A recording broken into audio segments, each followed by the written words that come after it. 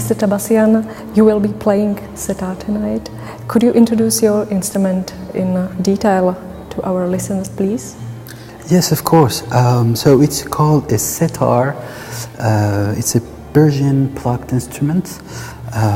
Se in Farsi, the original language of Persia, means number 3, and tar means string. So it was always been a 3-string lute, long neck lute. It belongs to this family of, we have two families of lute, short necks and long necks.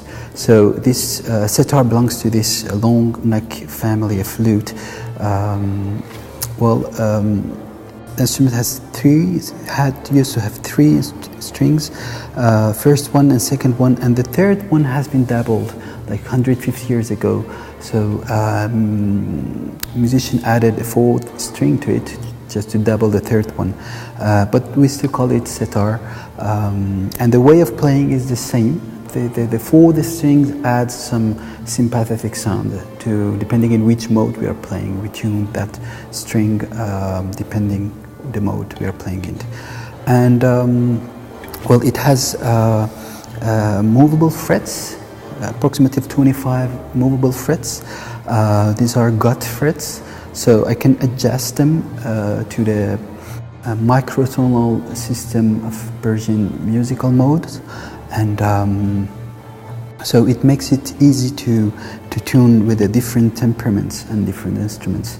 If I want a very equal temperament, or if I want a very specific temperament, I can move my frets. It's plucked by the nail of the right hand, just one nail, the nail of index, and that's again very ancient technique of playing this instrument. Historically, this instrument goes back to almost 3,000 years ago. We have some statuettes and some paintings of musicians playing kind of exactly the same kind of lute, long lute with the 3 strings. But we don't have so much description of this instrument till 10th, 11th century. And from there we know that it was a very important instrument, part of the Persian musical culture. And what is interesting also with this musical instrument is that it has always been alive. So it has always been part of the classical music of Iran, of Persia.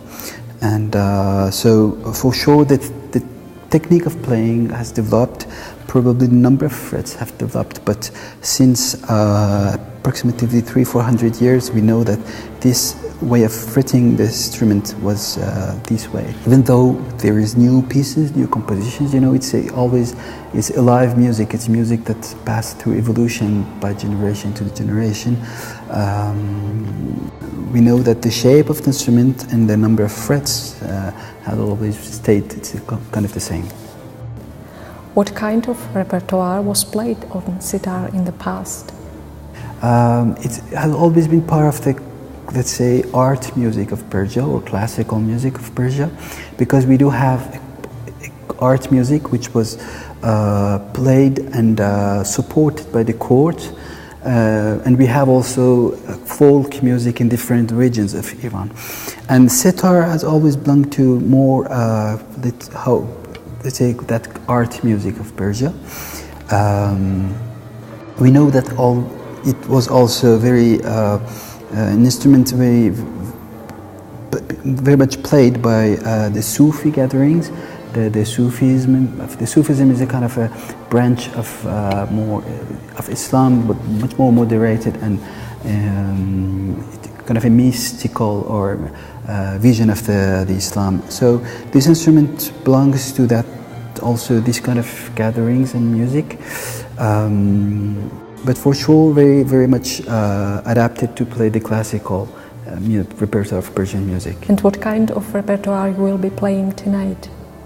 Well, tonight with Enrique Solinis and Oshkal Baroque Ensemble, we are playing a wide range of musical pieces from all around Mediterranean, including very large cultural area of Mediterranean, including Persia. Even though Iran is not part of, let's say, Mediterranean Sea, but culturally it's very much important in these musical traditions. So we are playing pieces from some early musical pieces from 13th, 14th, 15th century to some traditional and pieces transmitted orally.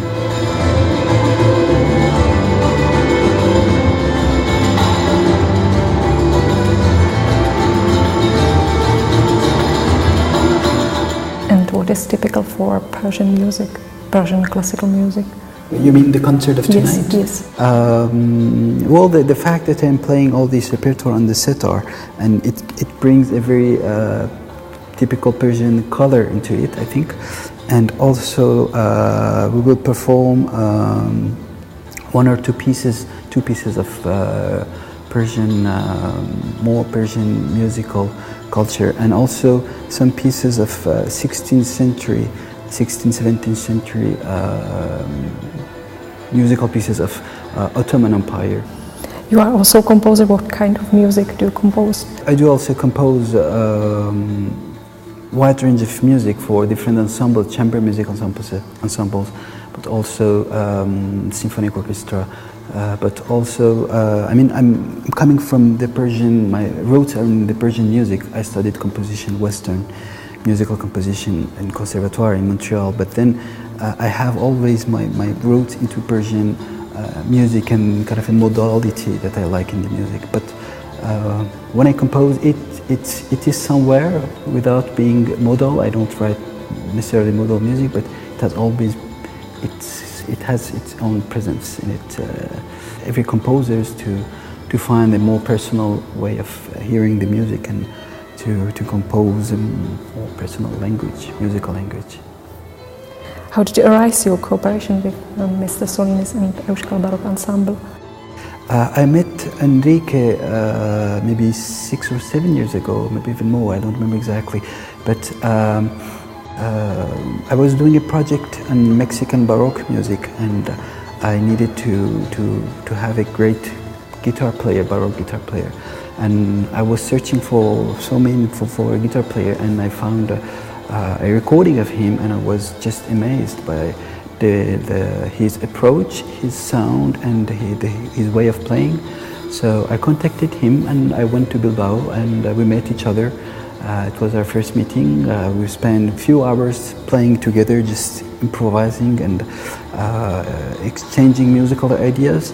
And then he came to Canada. We had the residency at Banff Center, beautiful place in Canada.